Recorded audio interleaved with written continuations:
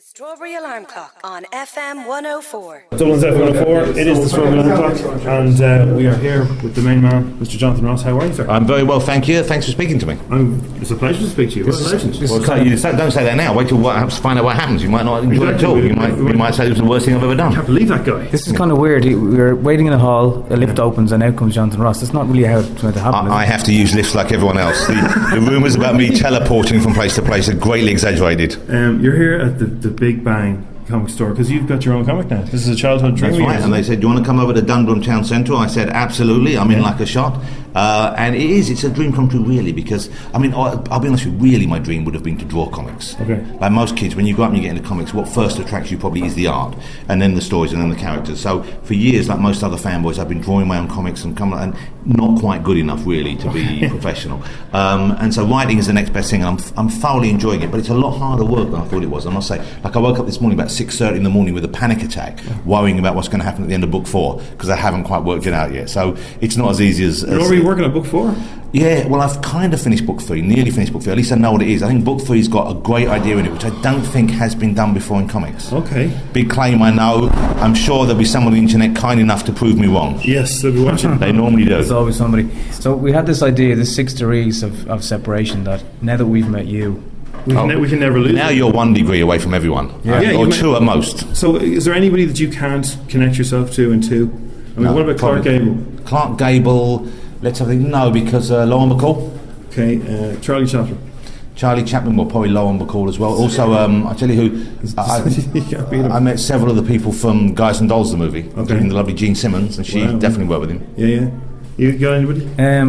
Obviously the obvious ones like De Niro and Jack De Niro, I've had dinner with De Niro. Right. So, Nicholson? Nicholson I've never met, but if you've met De Niro, you're 1 step away. Okay. So is Nicholson would be... So if we could produce the show for one night, the TV show... If you could get Nicholson, that'd be great, but Nicholson doesn't do TV interviews, and for good reason. He says people think they know him too much. They don't believe him in different parts. Yeah. Whereas a press interview is different, and he's right. Does the add mystique to people if they don't talk? I think it does to a certain extent, but these days people have to talk, because even if you don't deliberately go into a studio and talk, someone will get footage of you chatting in a restaurant or chatting outside a restaurant or do something, and it'll be online somewhere. Yeah. So if you had the dream lineup, would Nicholson be in it? Prince, maybe? Well, it depends. There's sort of different types of dream lineup. There's a dream lineup in terms of what the audience want to see, and that would be, at the moment, it would probably be Brad and Angelina. Okay.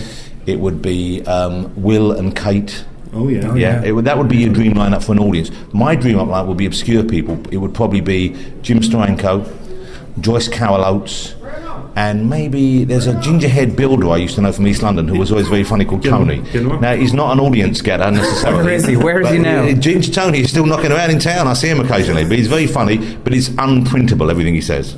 When number 1 is out now, when is number 2 of American Talent coming out? American's Got Talent Powers. American's Got Talent. I think America's Got Powers number 2 is out end of May. That's the one. And hopefully we'll be hitting a monthly schedule since then. So we're looking good. And Brian, I know he's 17 pages into book 2. Excellent. And it's not printed till the end of next week, so we should do it. The show that we do is called The Strawberry Alarm Clock. The Strawberry Alarm Clock, of course, after the band. Yes. Yeah, which is also a drug reference.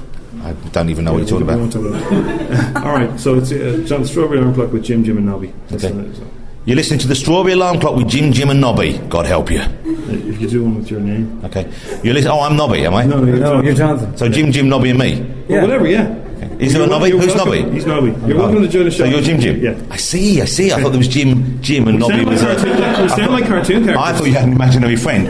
And looking at you, that's not beyond the realms of possibility.